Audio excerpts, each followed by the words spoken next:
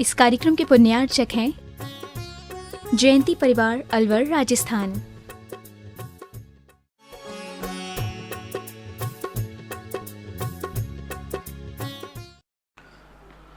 नमो अरिहन्ताणं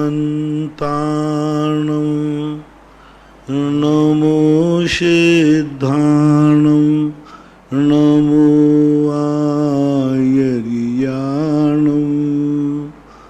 नमो वज्झायाणं नमो लोये सव्यसाहुणम्। पंच परमेष्टि भगवान की जय। आचार्य श्री गुरुवर कुंद कुंद महाराज की जय। आचार्य श्री गुरुवर विद्यासागर महाराज की जय। परम पूज्य निर्यापक श्रमण मुनि श्री सुधा सागर जी महाराज की जय। परम पूज्य मुनि श्री महासागर जी महाराज की जय। नमोस्तु। डॉक्टर मगन चंदा जैन आष्टा गुरुवर नमोस्तु। महाराज जी, इनकी जिज्ञासा है, आर्त रौद्र जो ध्यान होते हैं वो संसार के कारण है, तो इसे अर्थापत्ति न्याय के अनुसार जाना जाता है, ऐसा आगम में लिखा है। तो अर्थापत्ति न्याय क्या कहलाता है? अर्थापत्ति यानी उसका ऐसा है तो ऐसा होगा, ऐसा नहीं है तो ऐसा नहीं होगा।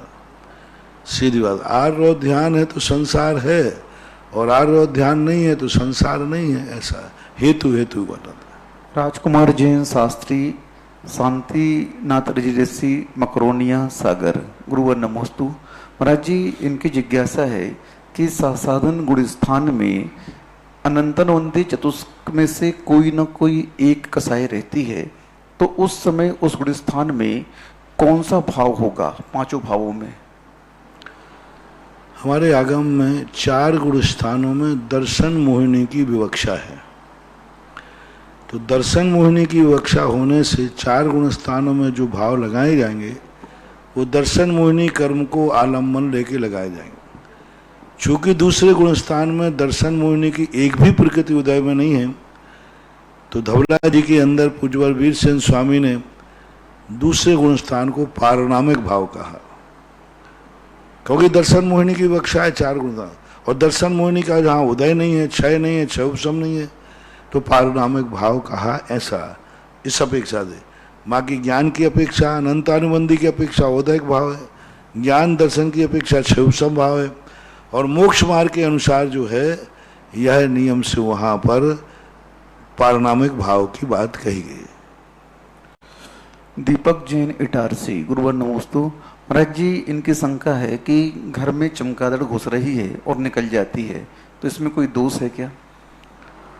अब इस संबंध में मैं नहीं बोल पाऊंगा कुछ भी। निर्मला जी जैन बड़ौत गुरुवर नमोस्तु। महाराज जी, इनकी जिज्ञासा है, भगवान महावीर स्वामी के मोक्ष जाने के उपरांत 5 केवली और हुए, तो वे पांचों उसी समय उसी भाव में मोक्ष गए कि बाद में मोक्ष गए? जब केवली है तो उसी भाव में जाएंगे।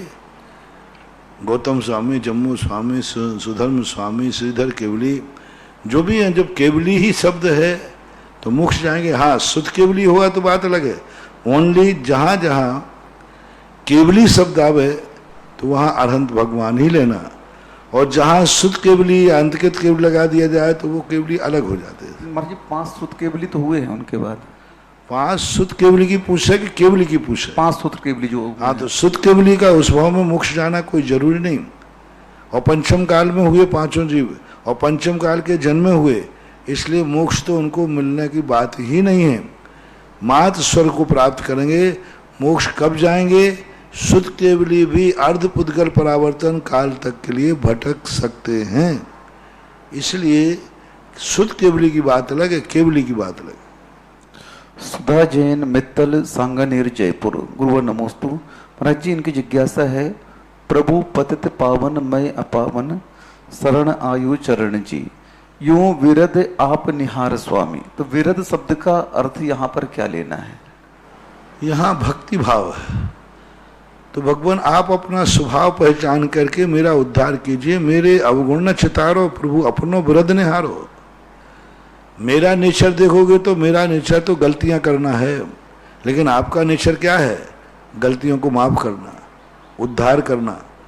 यानी आपका जो स्वभाव है कि पतितों का उद्धार करना, आपका स्वभाव है गिरों को उठाना, आपका स्वभाव है भटकते को रास्ते पर लगाना, आपका स्वभाव है अंधकार को दूर होकर प्रकाश देना, आपका स्वभाव है कि गिरते हुए को उठा लेना।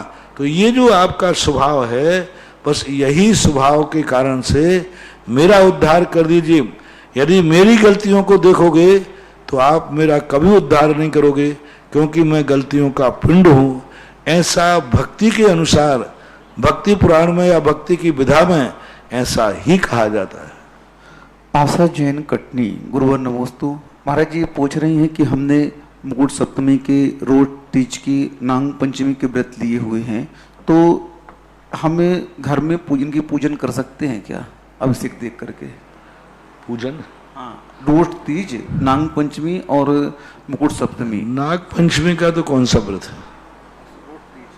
रोज तीज का फिर भी ठीक है। तो अब जब मंदिर नहीं जा रहे तो घर में करने में कोई बाधा नहीं। पूनम जैन, पुणे, गुरुवर नमोस्तु। महाराज जी इनकी जिज्ञासा है कि आजकल लोग व्यर्थ में, पार्टियों में लाखों रुपए खर्च कर देते हैं, और वहीं पर जब दया की बात आती है, गौरक्षा की बात आती है, तो वे लोग कभी भी इसमें आगे नहीं बढ़ते। तो महाराज जी आज इतने पशु कटते जा रहे हैं और देश में दूध की बहुत समस्या हो रही है, तो क्यों ना आपके माध्यम से ऐसा उद्बोध हो कि मैं तो सदा से उपदेश देता आ रहा हूँ, आचार्य से भी खूब उपदेश दे रहा। कितने बार तो मैं बोल चुका हूँ, खूब अच्छी तरह जिज्ञासा में भी। उसमें कौन सुनने वाला है, कौन सुन रहा है? आज जो इस प्रकार के कार्य करते हैं वे प्रवचन सुनते नहीं हैं, और जो प्रवचन सुनते हैं वो ऐसे कार्य करते नहीं हैं। तो समस्या तो ये है। बाकी गाय को बचाने के लिए सब तरफ से प्रयास किए जा रहे हैं, किए जाना चाहिए। इसलिए मैंने कल परसों कहा था, आप लोग तीर्थ क्षेत्रों पर एक गौशाला खोलो, जिससे पूरी समाज स्वस्थ रहे। क्षेत्र के अंदर गायों का उपस्थित होना एक सगुन का रूप माना जाता है।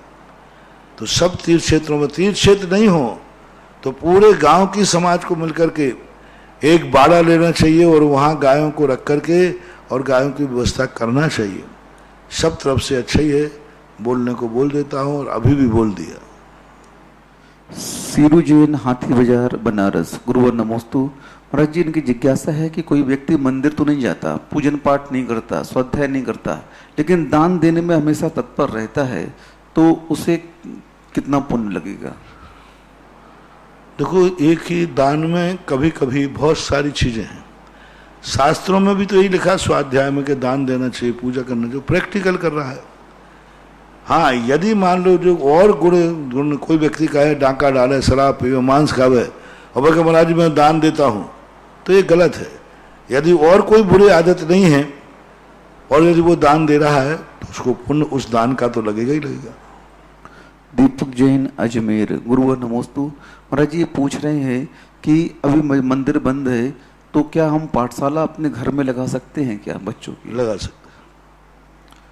अश्विनी गोधा, जयपुर, गुरुवर नमोस्तु। महाराज जी इनकी जिज्ञासा है कि अष्टमी चतुर्दशी के दिन हम लोग हरि त्याग करते हैं, तो कई बार कुछ ऐसी सब्जियां होती हैं जिनको सुखा करके रख लेते हैं, तो उनका प्रयोग अष्टमी को चतुर्दशी कर सकते हैं क्या?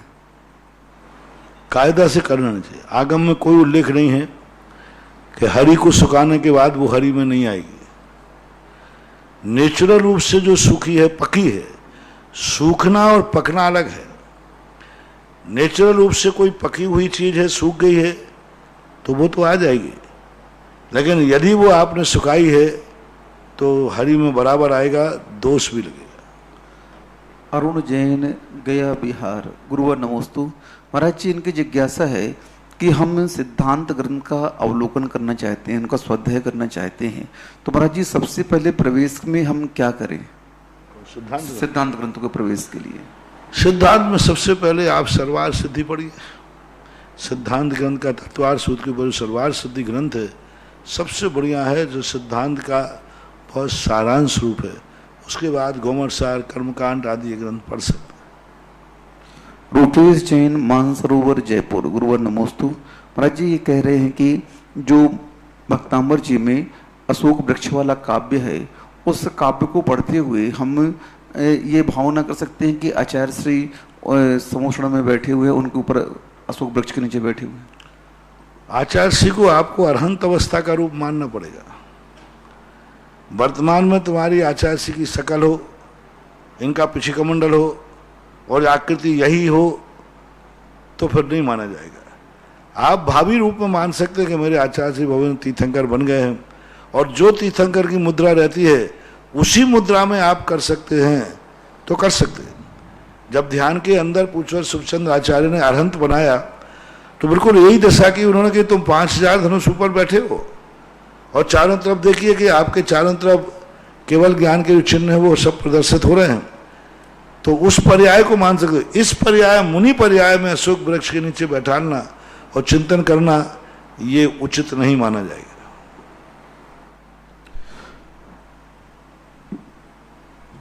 सुधीर जैन सुदामा नगर इंदौर, गुरुवर नमोस्तु। महाराज जी इनकी भावना है कि आप जब शांति धारा पढ़ते हैं तो बहुत सारे लोग शांति धारा देखते हैं, सुनते हैं, तो उस समय आप लोग, आपके माध्यम से अगर ऐसा बोला जाए कि जो कोई देख रहे हैं सभी के लिए आरोग्यार्थम और बाद में सभी को आशीर्वाद दे दे, तो महाराज जी हम लोग की स्फूर्ति चेतना बढ़ जाए। देखो अब ये सब चीजें कितना हम कहाँ तक बोलें, कितना बोलें, कितना देखें। देखने को तो फिर सब एक शब्द जोड़ देंगे, जितने दृष्टा देगा, सोतारा बख्तारा बोलते ना बोल सकते हैं, कोई बाधा नहीं। सुमित लेकिन अब कोई बीमार नहीं है तो क्या हमारा बीमारी का नाम क्यों बोल दिया कोई व्यक्ति, तो ये सारी समस्या होती है। बीमारी दो तरह की होती है, एक शारीरिक होती है, एक आत्मिक होती है। तो आत्मिक बीमारी जिनके नाम आ जाते हैं उनके बोल देता हूँ, बाकी ठीक है, आशीर्वाद तो है ही। सुमित जैन मुंबई, गुरुवर नमोस्तु। महाराज जी अष्टद्रव्य तो हम अपने घर में बना लेते हैं, सब कुछ धो लेते हैं, लेकिन धूप को हम लोग कैसे निर्माण करें? धूप जो चढ़ाते हैं, धूप तो बहुत सरल है। आप अपने अष्टांगी धूप रख लीजिए, लकड़ियाँ हैं वो तो, और जितनी बनाना है उतनी प्रतिदिन बना लो। उतना नहीं मिलता है तो चंदन का मूठा घिस लो, उसमें डाल करके वो रख लो। ये भी नहीं बनता है तो लौंगों को पीस लो और पीस करके धूप का रूप बना लो। किसी भी रूप में बना सकते हो मजबूरी में, सामान्यतः तो अष्टांगी धूप होना चाहिए। अशोक जैन बड़ा गांव धसान, गुरुवर नमोस्तु। महाराज जी ये पूछ रहे हैं कि दर्शन मोहिनी के जब 3 टुकड़े होते हैं तो 3 टुकड़ों में सम्यक्त की उपलब्धि कब होती है? 3 टुकड़े होने के बाद जब जीव लब्धियों में प्रवेश करके करण लब्धि में अंत में अंतरकरण करता है, करण लब्धि के अंतिम समय में 3 टुकड़े करता है, और 3 टुकड़े करने के बाद फिर सम्यक दर्शन की उत्पत्ति। 3 टुकड़े करके उनको उपसमित करता है एक अंतर्मुहूर्त के लिए, फिर सम्यक दर्शन होता है, ऐसा मानना चाहिए।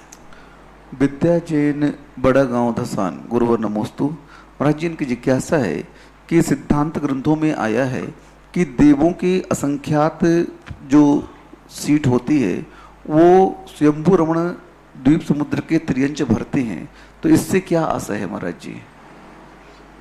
देवों का जो पद होता है, हाँ ठीक है, क्योंकि स्वयंभू रमण द्वीप समुद्र में ही असंख्यात त्रियंचों की संख्या बनती है। ढाई द्वीप में जो कर्म भूमि में जो त्रियंच है संगी पंचेंद्रिय, इनकी संख्या ज्यादा नहीं है।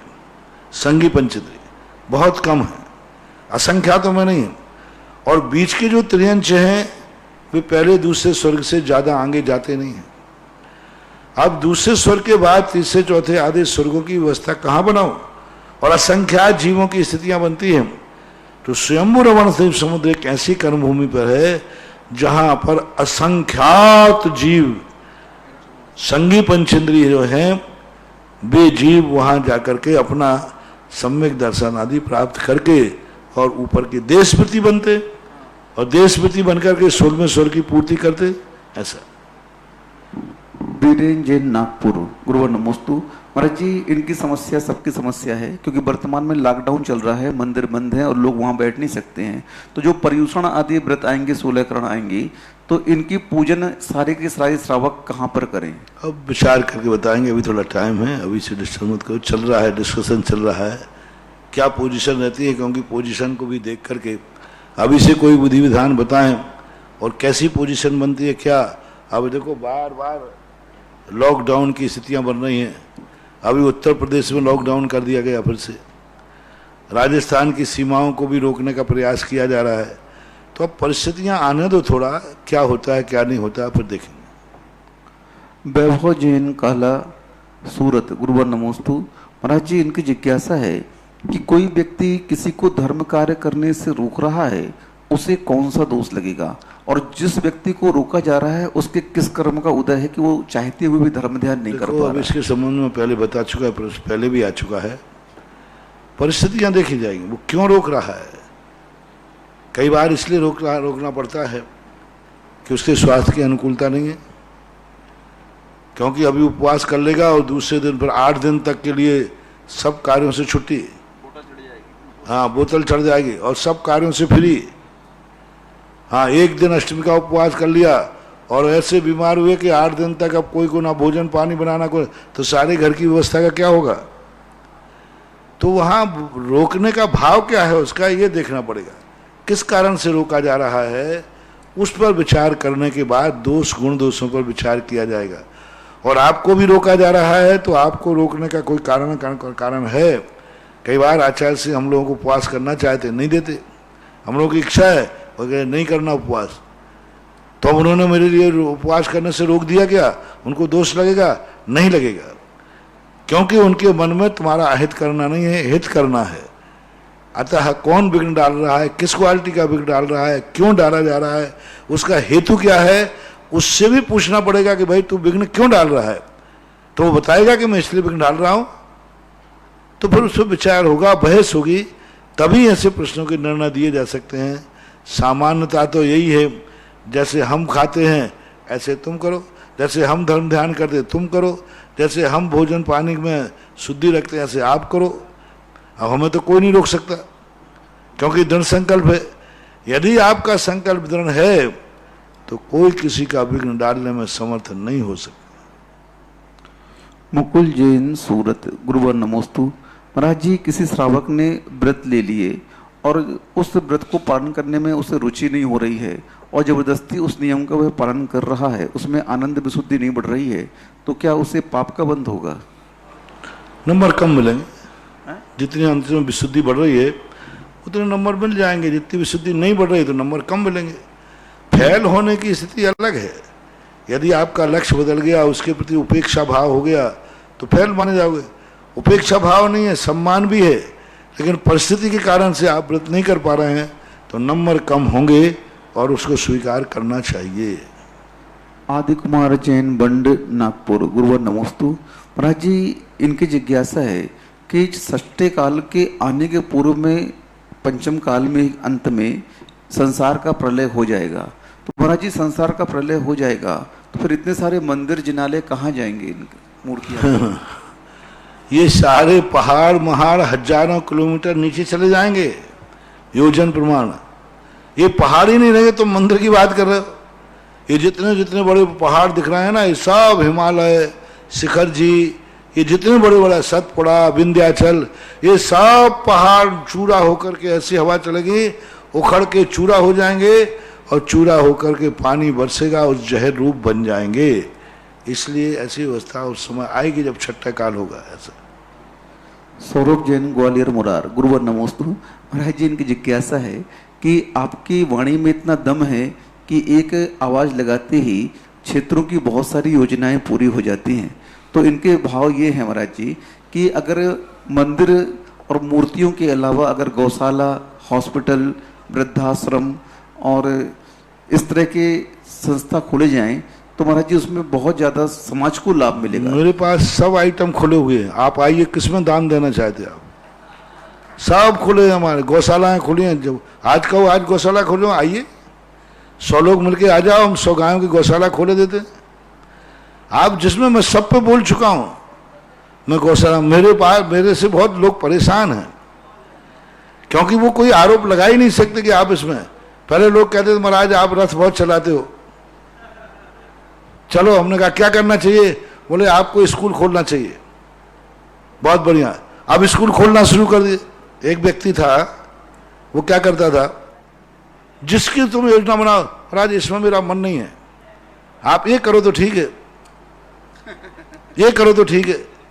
लोग बाग उससे कहते, जब हमारे साथ बैठता था तो कहते भाई आप भी को बोले भाई हमारे मंदिरों में रुचि नहीं है। महाराज जी देखो मेरी मंदिरों में मूर्तियों में रुचि नहीं है। मैंने कहा अच्छा काय में रुचि है? तो महाराज कोई सोशल काम करो, स्कूल खोलो, हॉस्पिटल खोलो, गरीबों के लिए खोलो, अनाथालय खोलो। मैंने कहा अच्छा ये बात है। मैंने कहा ठीक है। दूसरे दिन ही काकताली न्याय से ऐसा निमित्त मिला कि मैंने अस्पताल की घोषणा कर दी, विद्यालय की घोषणा, सब मैंने घोषणाएं कर दी। अब मैं उस व्यक्ति को ढूंढूं, कम से कम कोई दान नहीं देगा तो ये तो देगा। वो व्यक्ति आज करीबन 25-30 साल, आज तक वो सामने नहीं आया। आप करिए, शुरुआत कीजिए। मैं बोल रहा हूं कि ये चीज बहुत जरूरी है। कितना तो बोल रहा हूं। यहां पर नियम बना दिया कि तीर्थ क्षेत्र के साथ जब तक कोई एक सोशल कार्य नहीं होगा, हम तीर्थ क्षेत्र को आशीर्वाद नहीं देंगे। तीर्थ कमेटी वो है, हर तीर्थ के साथ एक विद्यालय जरूर चाहिए जो समाज के लिए कल्याणकारी हो। आप विद्यालय खोलिए, हॉस्पिटल खोलिए, गौशाला खोलिए, कुछ भी के लिए। और आज देख लीजिए हम जितने आशीर्वाद जो क्षेत्र हैं, जो हमारा आशीर्वाद मानते हैं, वहां एक सोशल वर्क हर क्षेत्र पर है। चांदखेड़ी से शुरू कीजिए, स्कूल खुल गया वहां पर, और विद्यालय भी था। बिजोलिया में स्कूल है, आमा में स्कूल है, नारेली में स्कूल बन रहा है, और गौशाला तो उसी दिन खुल गई जिस दिन नारेली आई थी, खुला था। सांगानेर इतना बड़ा सोशल कार्य कर रहा है, बच्चे बच्चियों की साहब वो छात्रावास चला रहा है। तो मैं तो सब तरफ कर रहा हूं। बान प्रशासन खोलना है मैंने सांगानेर में, और नारेली में, और तारंगा में, ज्ञानोदय में। यहां पर बान प्रशासन खोल दिए, हो लाओ तो सही अच्छे लोग। ऐसे लोग आ जाते हैं क्षेत्र को और मिटा देंगे। गोलाकोट में देखिए, खनिया थाना में स्कूल खुल गया। तो भाई कहने की जरूरत नहीं, मैं कर रहा हूं। आप तो बस उसको तैयार कीजिए। जिसने प्रश्न किया है वो किसमें दान देना चाहता है, कृपया करके वो बोले। मेरे पास सारे खाते लिखे हुए हैं, और मैं मुनीम से कहकर उस खाते में तेरे जमा करूं। ला भाई कितने लाना चाहता, जिसको जिसमें करना हो लाओ। सही बोलो तो सही, बहाना मत बनाओ ये के ये कर। वो व्यक्ति आज तक नहीं आया, कभी 1 रुपया दान नहीं दिया। ऐसे कहने वालों को कितना पाप लगता है, कितना पाप लगता है। एक एक कौड़ी को मोहताज हो जाएंगे। मूर्ति और धर्म और मंदिर को नकार करके तुम दान की बात करते, सबसे बड़ा पाप। मूर्ति और मंदिर भी बनना चाहिए, और साथ में ये भी बनना चाहिए। इसकी अपेक्षा ये हो, ये दोष है। उसके साथ ये भी हो, ये महानता है। तो इसलिए आप आइए, तैयार हुए, आप जो कहेंगे वो। गौशाला में देना है, गौशाला तैयार है, बहुत तैयार है गौशाला है। आप किसी भी गौशाला में गाय गोद ले सकते हैं। तो आप करें, कुछ करो। मात अकेले कथनी में मत अटक जाओ। लक्ष्मी जैन, ग्वालियर, मध्य प्रदेश। गुरुवर नमोस्तु। महाराज जी, इनकी जिज्ञासा है कि घर में कोई वृद्ध हैं, बीमार हैं, उनको हम मोबाइल के माध्यम से धर्म ध्यान कराएं, चालीसा भक्तामजी सुनाएं, तो उसमें पुण्य का असर होगा क्या? कैसे? घर में कोई वृद्ध वगैरह हैं, बीमार हैं, तो मोबाइल के माध्यम से उनको हम भक्तामजी सुना दें। ठीक है, ये सब मजबूरियां हैं। सच्चा वही है कि अपने मुंह से सुनाओ। नहीं पढ़ते बनता तो कैसेट से सुना देते, ठीक है। चलती का नाम गाड़ी है, चल जाएगा। जय श्री जैन सागर। गुरुवर नमोस्तु। महाराज जी, इनकी जिज्ञासा है कि संसार में ये देखा जाता है कि संसारी प्राणी पुण्य का फल चाहता है और करता पाप है, पाप का फल कोई भी नहीं चाहता। तो ये तो संसार अज्ञानियों का स्वभाव है। चाहता तो पुण्य है, लेकिन करता पाप है। तो ये उसकी मूर्खता और अज्ञानता है। ऐसे चाहने से उसका पुण्य मिलने वाला नहीं और पाप करने वाले नहीं। इसलिए उसको क्रिया रूप में लाना चाहिए। सुभाष चंद्र जैन सोनीपत, गुरुवर नमोस्तु। महाराज जी, इनकी जिज्ञासा है, ये दो प्रतिमाधारी हैं और इनका कहना है कि जब हमें कुएं का पानी नहीं मिले तो उस समय हम क्या करें? नहीं बोलो, नारियल का पानी पी लो। हाँ, नारियल मिल जाए तो नारियल पी लो, नहीं मिल जाए तो फलों का रस खा लो। लेकिन तुम कहो कि बोरिंग और दूसरी छूट दे दूं, तो मैं तो देने वाला नहीं हूं, क्योंकि ना तो मैं इसका समर्थन कर सकता हूं और ना मैं। बाकी बात परिस्थितियों से आप खुद निपटने का प्रयास कीजिए। आप खुद ऐसी व्यवस्था बनाइए कि ऐसे समय पर आपके पास आप एक कैन भर के रखो। चलना आज बड़ी बड़ी कैने लोग बिस्लरी की लेके चल रहे हैं, लेकिन शुद्ध पानी की कैन नहीं ले सकते। अरे एक कैन लीजिए, उसमें शुद्ध कुएं का पानी भर कर गर्म लीजिए, 2 दिन आराम से चलेगा। पीने की बात तो है, चलाना चाहें तो कोई कठिनाई नहीं है। 1-2 बोतलें कुएं के पानी की भर के रख लीजिए, गर्म करके 24 घंटे आराम से निकल जाएगा। तो ऐसा आप कार्य करना चाहिए। रही बात बैलगाड़ी आदि की, तो ये कमेटियों के काम है, करते हैं, तो मैं उसको मना नहीं करूँगा।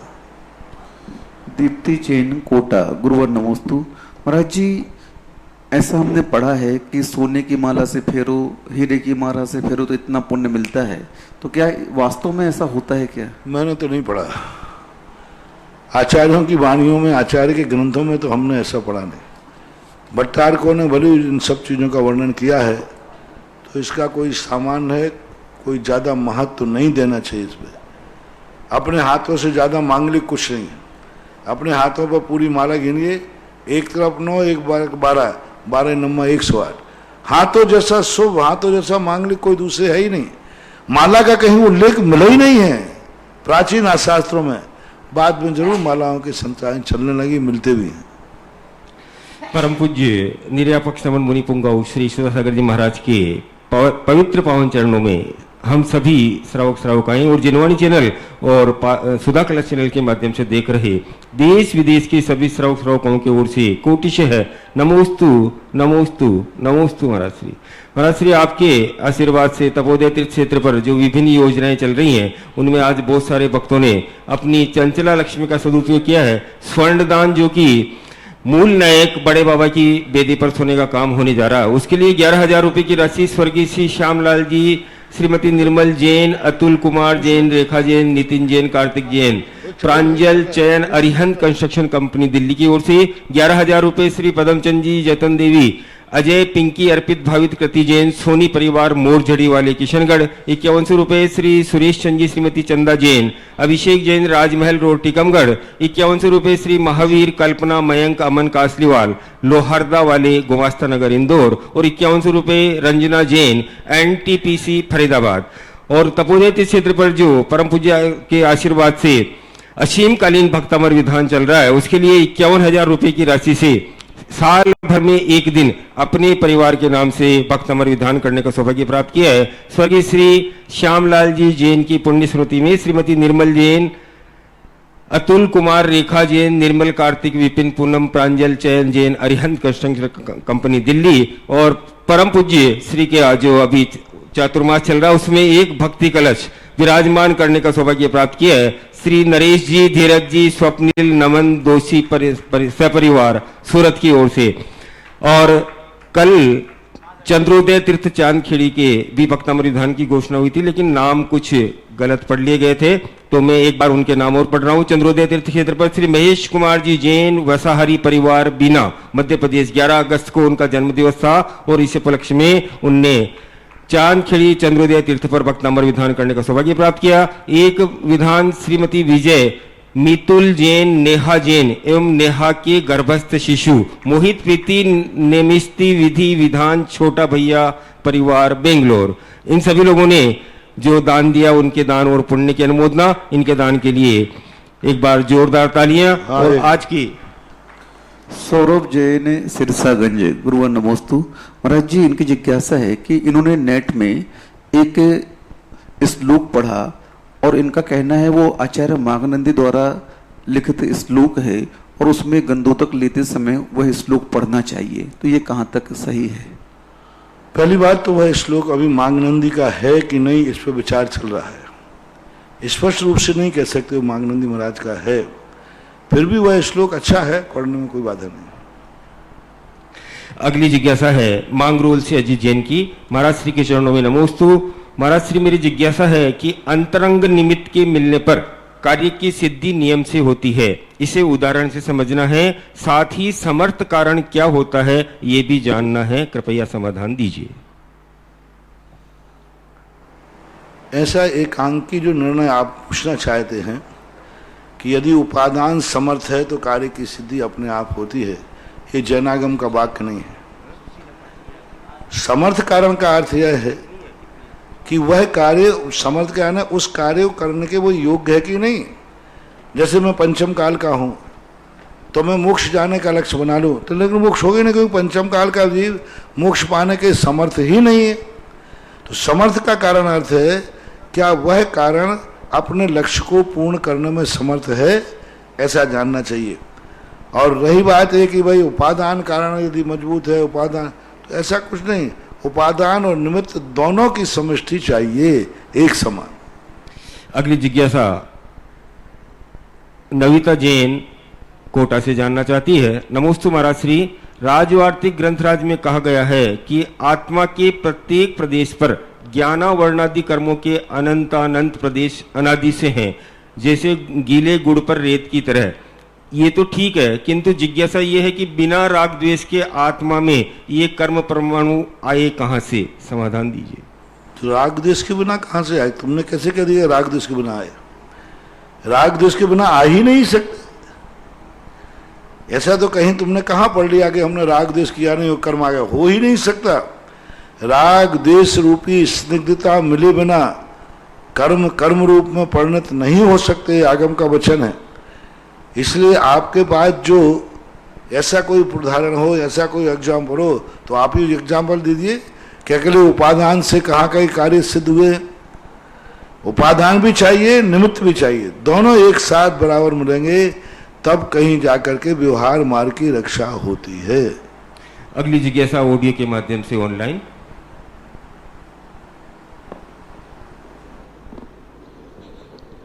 महाराज श्री जी नमोस्तु। महाराज श्री जी, मेरी शंका है कि कल मैं आचार्य श्री विद्यासागर जी महाराज के दर्शन करने गई थी। बहुत ही अच्छा लगा और मन में बहुत ही खुशी हुई, बहुत अच्छे से आशीर्वाद दिया। फिर मेरे मन में भाव आया कि आज इस युग के भगवान हैं, हम क्या उसके जाप नहीं कर सकते आज महाराज श्री? कि हर इंसान उनका भी एक जैसे भगवान का जाप करे वैसे आचार्य श्री के नाम से भी एक जाप करे। तो आप इसके बारे में बताइए। दूसरी महाराज जी छोटी सी शंका है कि एक करुणा के बारे में कल आप बताया कि वो किसी का कुदरती होता है, वो तो कुछ करता नहीं है, उसको कोई दोष नहीं लगता। पर मैं ये कह रही हूँ, मेरे मन में ऐसे भाव आया कि जब कुछ भी नहीं करता है तो आज इतने हम 50-60 साल के हम लोग हो गए हैं, हमने कभी कोई ऐसा जीव नहीं देखा जो इस धरती पे इसी 2020 में ही इसकी उत्पत्ति नहीं हुई है। तो महाराज श्री के इसकी नई उत्पत्ति हुई है क्या अभी, या पहले नहीं था? आप इसके बारे में समझाइए। नमोस्तु महाराज श्री।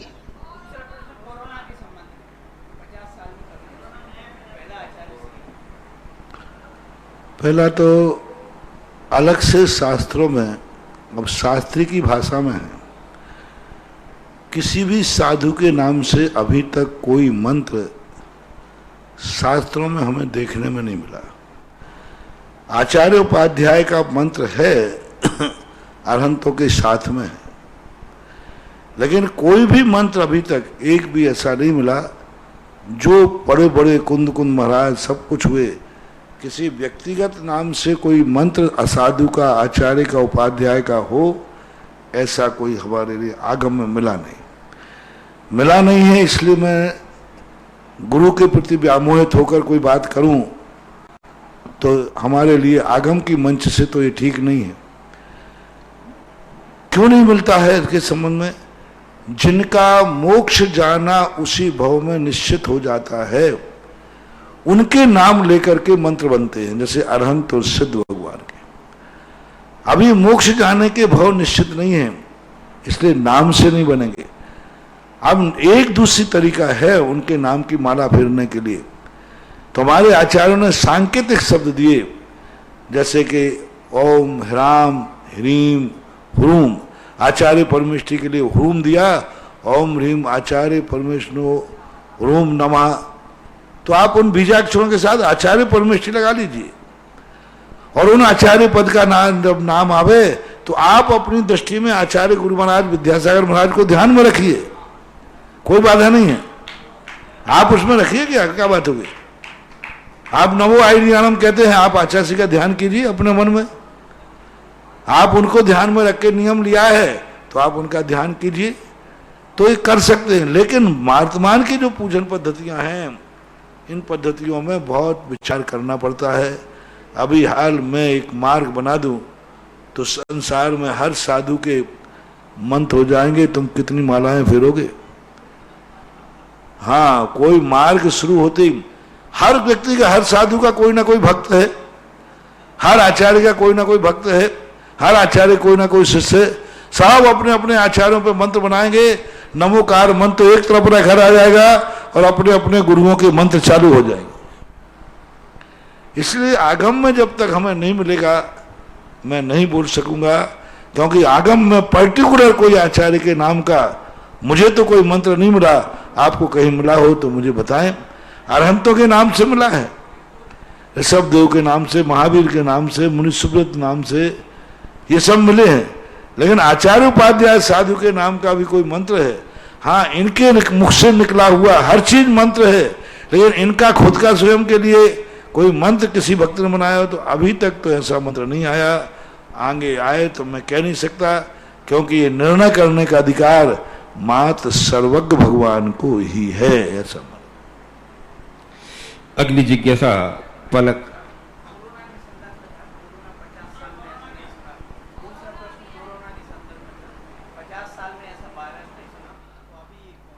देखो, दो बातें हैं, वायरस नहीं है ये कुदरत का वायरस नहीं है, ये ग्राफ्टेड है, पैदा किया गया। कितने फल हैं जो ग्राफ्टेड हो गए, फल नहीं है, वो ओरिजिनल नहीं है, 2-3 फलों की कटिंग करके निकाल दिया, एक नया फल हो गया। इसी प्रकार से ये ग्राफ्टेड जीव है या बैक्टीरिया है या कोई है जो एक पर्टिकुलर बनाया गया है। अब लेकिन जो बनाया गया है इसका योनि स्थान तो कोई ना कोई है, कोई जरूरी नहीं है कि वातावरण में 50-100 साल पहले कोई जीव था, अब नहीं हो तो हो सकता है हजारों 5,000 साल के बाद भी कोई लुप्त जाति फिर से उत्पन्न हो सकती है। वातावरण वैसा मिल जाए तो हजारों साल पहले वो जाति थी और आज यदि वो जाति लोप हो गई थी हजारों साल, और आज वर्तमान में ऐसा वातावरण होना कि वो पुनः जीवित हो सकते हैं। तो कोरोना जो है इसकी भी यही दशा है, यदि ये वायरस है तो कभी ना कभी पहले भी रहा होगा, बीच में वो तिरोहित हो गया, बीच में वो सुप्त हो गया, बीच में उसकी प्रजनन शक्ति जो उनकी उत्पत्ति के निमित्त कारण बनते हैं सम्मूर्छनों के भी खत्म हो गए, इसलिए नहीं हो पाया है, बाकी की और कोई बाधा नहीं है। आप अपने आप में इस पे कोरोना के संबंध में जो विचारणीय प्रश्न है वह ऐसा ही मानना। अगली जिज्ञासा पलक जैन, गुना निवासी, बिजोलिया प्रवासी। नमोस्तु महाराज श्री, मेरी जिज्ञासा सर्वार्थ सिद्धि की कक्षा से है। सर्वप्रथम पूज्यवर आचार्य महाराज ने आचार्य और शिष्य की अनेक विशेषताएं बताई और उसमें आया कि योग्य शिष्य ने सविनय प्रश्न पूछा, तो यहाँ सविनय शब्द क्यों लिया? इतनी सारी विशेषताएं तो पहले ही बता दी थी। और दूसरा प्रश्न ये है कि वर्तमान समय में हम श्रावकों के द्वारा एक करें पहले, सविनय शब्द क्यों प्रयोग किया? हाँ, सविनय का अर्थ होता है विनय पूर्वक, अच्छे विनम्रता पूर्वक विनय करके पूछना। बड़ों से कोई भी प्रश्न करो पहले विनय करो, जो जिस पद के योग्य हैं उस पद के ऊपर विनय करो और उनकी विनय आदि वंदना करके फिर उनके लिए आप प्रश्न पूछिए और अच्छे शब्द करके, हे भगवान, हे गुरुदेव, हे आचार्य परमेष्ठी, हे पूज्यवर, आपसे मेरा ये प्रश्न है, मुझे उत्तर देकर अनुग्रहित करें। ऐसा करने के लिए अब आप लोग तो पता नहीं किस ढंग से प्रश्न पूछते हो। ऐसा दूसरी जिज्ञासा है, वर्तमान समय में हम श्रावकों के द्वारा गुरु का अविनय न हो, इसके लिए क्या सावधानियां रखनी चाहिए? कृपया समाधान करें। गुरु की बात मानना चाहिए, यही सबसे बड़ी सावधानी है।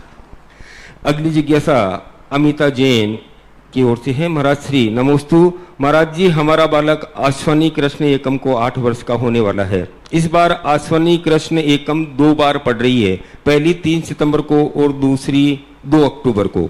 तो इन दोनों के बीच में उसकी जन्म दिनांक कैलेंडर के हिसाब से 30 सितंबर को पड़ रही है। हम उसके प्रथम अभिषेक कब कराएं और उसका जन्म एकम की रात्रि को 9:30 पर उसके अनुसार आपको देखना पड़ेगा कि जिस समय उसका जन्म हुआ कितने घड़ी एकम निकल चुकी थी, कितनी शेष बची थी। अब ये देखना पड़ेगा, जब 2 तिथियां आपकी पड़ रही हैं तो आप ये देखिए कि आपका बच्चे का जन्म हुआ तो उस समय एकम की कितनी घड़ी निकल गई थी, उतनी घड़ी निकाल करके वो एकम आप मान लेना। लेकिन पहले आप घड़ी निकालिए कि कितनी घड़ी निकली। मान लीजिए सुबह से एकम लगी और आपका जन्म हुआ 2 बजे, तो अब सुबह से लेकर के एकम के इतने घंटे निकालो। 2 आश्वज महीने पढ़ रहे हैं अब की बार महाराज। हाँ, तो अश्वनी के मास 2 पढ़ रहे हैं, तो पहले में करें या दूसरे में करें? यूं अच्छा, 2 आश्वज में है, 1 महीने का कृष्ण पक्ष, 1 महीने का शुक्ल पक्ष माना जाता है।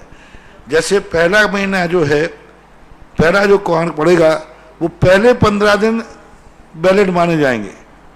उन 15 दिन में यदि आपका जन्म पड़ रहा है तो आप पहले में मनाएंगे। लेकिन दूसरे के जो महीना है, दूसरे महीने का शुक्ल दिन आएगा, तो दूसरा महीने का जब शुक्ल दिन आवे उस समय यदि आपका दिन पड़ता है तो आपका वो माना। बीच के 2 पखवाड़े जो लौण का महीना माने जाते हैं वो गिनती में नहीं लिए जाते। इसलिए आचार्य ने कहा कि आप ये देखें कि आपका एकम में जन्म हुआ आश्वज बदी एकम को, तो अब आश्वज 2 आएंगे, तो यदि बदी आया है तो पहले आश्वज में माना जाएगा। यानी कृष्ण पक्ष में आपका जन्म हुआ है तो आप पहले अश्विनी के तारीख में आप अपना कार्य कीजिए, मकान आदि जो बनाना है। और यदि आपका जन्म श्रावण बदी शुक्ला को हुआ है, श्रावण सुदी शुक्ला को हुआ है, तो फिर जो दूसरे नंबर का जो महीना पड़ेगा कुंवार, उस दूसरे महीने की उस शुक्ल तिथि की जो तिथि आपकी थी, उस तिथि पर आप अपना कार्य समर्पित कर सकते हैं। और आपके लिए यह ध्यान रखना चाहिए। अगली जिज्ञासा है अनिल जी पटवारी बिजोलिया की ओर से। पूज्य गुरुवर के चरणों में नमोस्तु। महाराज श्री आगम में 4 प्रकार के प्राण बताए हैं, इंद्रिय प्राण, बल प्राण, श्वासोच्छ्वास प्राण और आयु प्राण। ये क्या होते हैं? वो चारों गतियों के जीवों में कितने कितने प्राण पाए जाते हैं? वह पर्याप्ति व प्राण में क्या संबंध है? क्या सिद्ध भगवान में भी प्राण पाए जाते हैं? कृपया समाधान। इतना प्रश्न पूछ लो एक साथ कि हमें याद करने में सोचना पड़ा। अब मुझे एक भी पता नहीं कौन सा प्रश्न पूछा आपने। इंद्रिय आगम में 4 प्रकार के प्राण बताए हैं, इंद्रिय प्राण, बल प्राण, श्वासोच्छ्वास प्राण और आयु प्राण। ये क्या होते हैं? प्राण 10 होते हैं, 4 में तिक्काले छद पाना, इंद्रिय बल माऊ प्राण बाण। तो ये संक्षेप रूप में कहे गए हैं कम से कम, लेकिन वस्तुतः ये 10 प्राण होते हैं। प्राण का अर्थ होता है बल, शक्ति। उसका जो शक्तिपना है उसको बोलते हैं प्राण। यदि वो शक्ति निकाल दी जाए तो श्वास तो आएगी जाएगी, जाती है मुर्दा में से जाएगी, लेकिन वो प्राण की संज्ञा नहीं पाएगी। तो ऐसा मानना चाहिए। फिर चारों गतियों के जीवों में कितने कितने प्राण पाए जाते हैं? अलग अलग प्राण पाए जाते हैं, सबके प्राण। जैसे संगी पंचेंद्रिय है तो उसके 10 प्राण माने जाएंगे, असंगी है तो एक मन का प्राण कम हो जाएगा। और यदि मान लीजिए वो और चीजों में जो कम है तो अलग अलग प्राणों की व्यवस्था बनाई गई है। विग्रह गति में तो वहाँ के प्राण अलग हैं, अपर्याप्त दिशा में प्राण अलग हैं। तो ऐसी पृथक पृथक व्यवस्था मानना चाहिए। आप किस गति के संबंध में पूछना चाहते हैं, कौन से समय की बात पूछना चाहते हैं, ये खुलासा करना पड़ेगा। पर्याप्ति व प्राण में क्या संबंध है? पर्याप्तियां रॉ मटेरियल इकट्ठी करती हैं, प्राण उसकी शक्ति अर्जित करता है, पावर। और पर्याप्तियां क्या है? रॉ मटेरियल इकट्ठे करना, सब उसमें अभी पावर नहीं है। और जो पावर होता है वो अपने आप में जो उसमें शक्ति बढ़ाता है वो बल कहलाता है। क्या सिद्ध भगवान में भी प्राण पाए जाते हैं? नहीं पाए जाते, क्योंकि ये 10 प्राणों की वहाँ शरीर की मिश्र दशा में पाए जाते हैं, वहाँ पर ये 10 प्राण नहीं पाए जाएंगे। मात्र एक चैतन्य प्राण है जो कल भी था, जब वो संसार में थे यहाँ पर, तब उनको चेतन ज्ञान प्राण ध्यान में नहीं आया और सारे प्राण आ गए। तो इसलिए चेतन प्राण एक बहुत बड़ी सूक्ष्म विधा है। अगली जिज्ञासा ऑनलाइन ऑडियो के माध्यम से। नमोस्तु गुरुवर, मेरे और मेरी परिवार की ओर से आपके चरणों में शत नमोस्तु। गुरुवर, मैं संयुक्त परिवार से हूँ, 3 प्रतिमाधारी हूँ। अभी मैं रोज नित्य विधान कर रही हूँ, इस कारण लेट हो जाती हूँ। दोपहर की सामायिक आगे पीछे करती हूँ, इसमें कोई दोष तो नहीं लग रहा। और अभी आपके प्रवचन में सुना आप गुरु के असीम भक्त हो, मैं भी इसी तरह असीम भक्त हूँ महाराज। मेरा जब भी कोई रोग आता है मैं आचार्य श्री को बताती हूँ, आचार्य श्री के आशीर्वाद से मैं स्वास्थ्य में लाभ हो जाता है। इस बार अभी जा नहीं पा रही, मंदिर जी में रोज आचार्य श्री की मूर्ति के पास चरण को स्पर्श करके मेरे हाथ को लगाती हूँ। मुझे विश्वास है इसी तरह मैं स्वस्थ हो जाऊंगी। नमोस्तु गुरुवर, मेरा शंका का समाधान कीजिए। मेरी सामायिक में कोई दोष तो नहीं लग रहा, ये बता दीजिए। सामायिक की जो स्थितियां बनती हैं, देखो आप लोग प्रश्न करते समय ये दुनिया भर की रामायण सुनाते हैं तो आपको प्रश्न का उत्तर ज़्यादा नहीं मिल पाएगा। प्रश्न बहुत संक्षिप्त शब्दों में करो, छोटे में करो, तो हम उत्तर ज़्यादा अच्छा देंगे। अब तुम इतने सारी बातें कह देते हो कि मेरा उपयोग अब दूसरे में जाता है, तो पहले वाले उपयोग को ग्रहण करने में फिर जो समाधान मिलना चाहिए वो नहीं मिल पाता। समाधान प्रश्न छोटा करो और ठोस करो।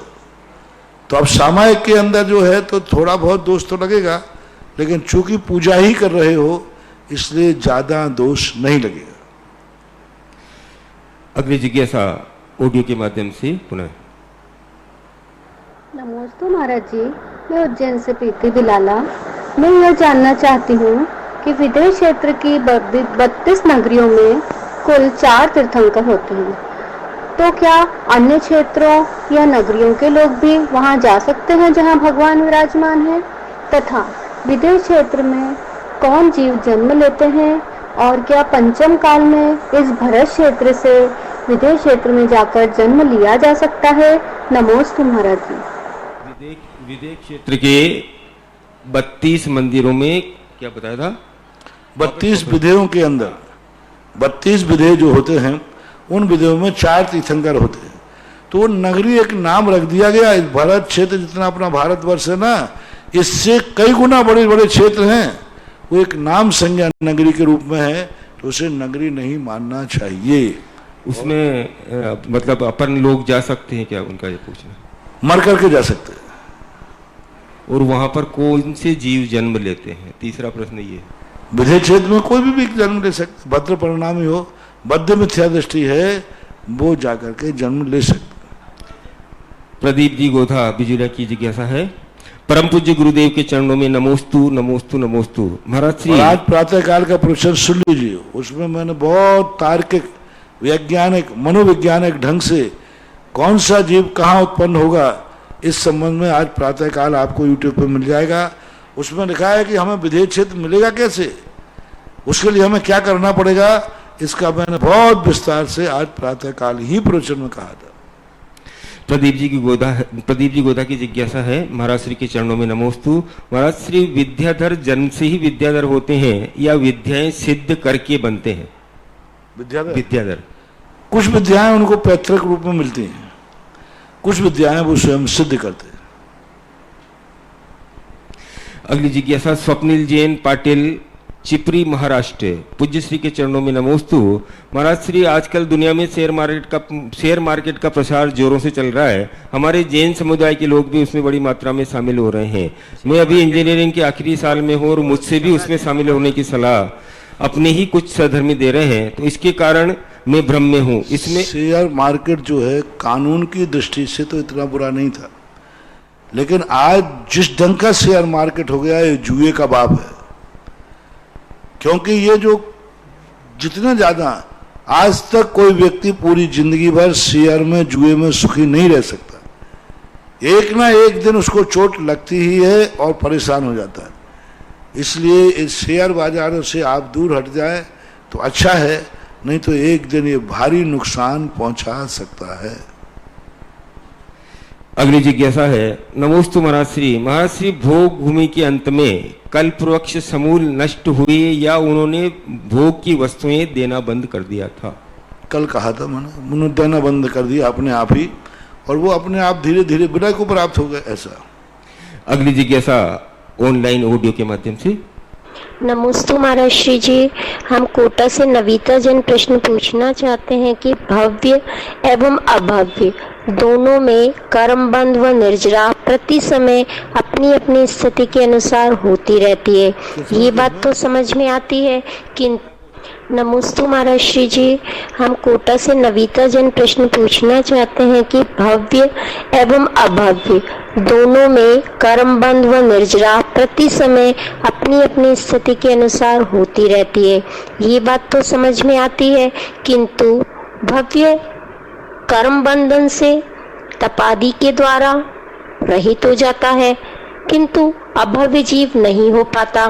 तो भव्य जीव में ऐसी क्या क्या विशेषताएं माने, या फिर इस क्रिया में भव्यत्व गुण महत्वपूर्ण है? कृपया समाधान दीजिए। नमोस्तु महाराज श्री जी। निर्जरा दो प्रकार की होती हैं। एक 1.5 गुण हानि निर्जरा सभी जीवों की होती है। यदि कर्म की निर्जरा नहीं होगी तो बाहर के कर्म बंधेगी कैसे? लेकिन उस निर्जरा का प्रयोजन नहीं है। प्रति समय कोई ना कोई जीव कोई ना कोई निर्जरा कर रहा है, लेकिन वो निर्जरा प्रशंसनीय नहीं है, वो तो सामान्य हो रही है। हमारे यहाँ जो प्रति समय असंख्यात गुण निर्जरा कही वो पंचम गुण स्थान से ही होती है, उसके नीचे असंख्यात गुण निर्जरा नहीं होती है। सम्यक दृष्टि को कुछ कदाचित एक अंतर्मुहूर्त आदि के लिए जैसे विसंयोजना करे, प्रथमोपसम सम्यक दर्शन प्राप्त करे, छायक सम्यक दर्शन करे, उस समय वो असंख्यात गुण निर्जरा करता है। सामान्य से कोई कहे कि हम असंख्यात गुण निर्जरा भव्य और अभव्य के रूप में, तो अभव्य की तो निर्जरा होती है सामान्य। अब भव्य के भी यदि वो सम्यक दृष्टि है, वृत्ति है, प्रतिमाधारी है, तो प्रति समय असंख्यात गुणी निर्जरा हो सकती है। लेकिन वो वृत्ति नहीं, वो इस प्रकार का नहीं करता है, तो फिर उसको बंद होने वाला नहीं है।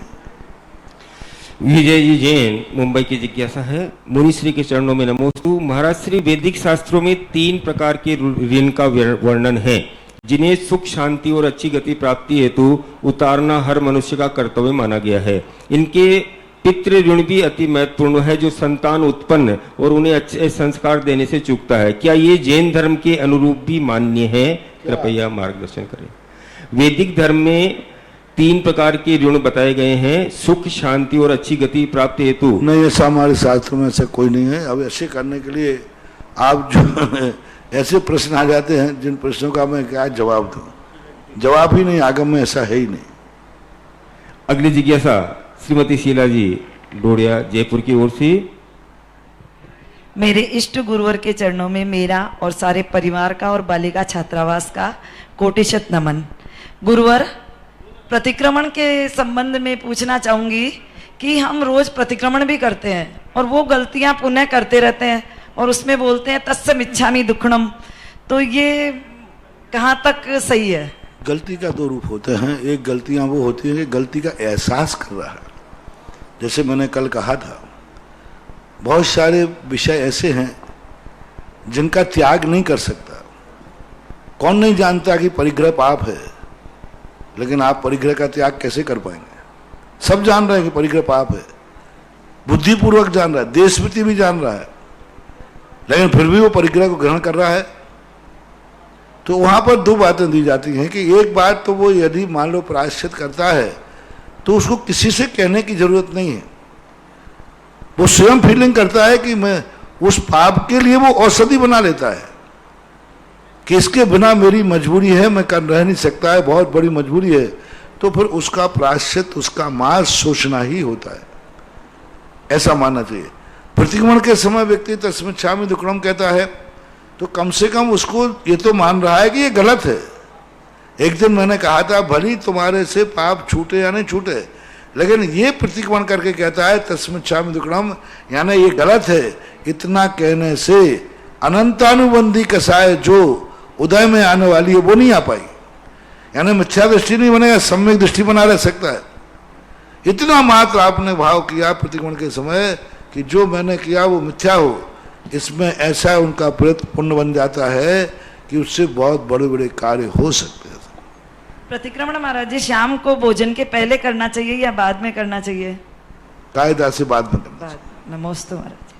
अगली जिज्ञासा अंशु गोदा कोटा की ओर से है। नमोस्तु महाराज श्री। गुरु जी, समुद्रगात में शरीर से आत्मप्रदेश बाहर कैसे फैलते हैं, जबकि द्रव्य संग्रह ग्रंथ में तो आचार्य ने समुद्रगात में आत्मप्रदेश का शरीर से बाहर निकलना बताया है, समाधान कीजिए। कहाँ लिखा है? हमने तो नहीं देखा। फैलना लिखाया। आत्मा के जो प्रदेश हैं वो बाहर निकलते हैं, ऐसा कहने में आ गया होगा। बाहर निकलने का अर्थ बाहर फैलते हैं, ऐसा शब्द कहाँ आया? द्रव्य संग्रह में कहाँ आया? तो बताइए जिसमें आया हो इस प्रकार के बात। बाहर निकलने का अर्थ बाहर फैलना है, कहना चाहिए। अगली जिज्ञासा ऑनलाइन नहीं है। अगली जिज्ञासा अभिषेक जैन साहगढ़ की ओर से। नमोस्तु महाराज श्री। महाराज श्री, द्रव्य गुण पर्याय और उत्पाद व्यय ध्रुव्य एक ही है या अलग अलग है, समाधान करें। सब अलग अलग। द्रव्य अलग है, गुण अलग है, पर्याय अलग है, उत्पाद अलग है, व्यय अलग है, ध्रुव अलग है। ये सब अपनी अपनी। पहली बात तो जो है, जो उत्पाद व्यय ध्रुव बनता है, ये एक प्रकार का उस द्रव्य वस्तु का परिणमन है। तो इस प्रकार ये सब अलग अलग माने जाते हैं, अलग अलग मानना चाहिए। द्रव्य गुण पर्याय सब बिल्कुल भिन्न भिन्न है। एक क्षेत्र आपका ही है, एक स्थान पर है, लेकिन संज्ञा लक्षण स्वरूप भेदात। द्रव्य का स्वभाव अलग है, गुण का स्वभाव अलग है, पर्याय का स्वभाव अलग है। लक्षण भी यही है, द्रव्य का लक्षण अलग है, गुण का लक्षण अलग है, पर्याय का लक्षण अलग है। तो एक इस प्रकार का परिणति जानना चाहिए।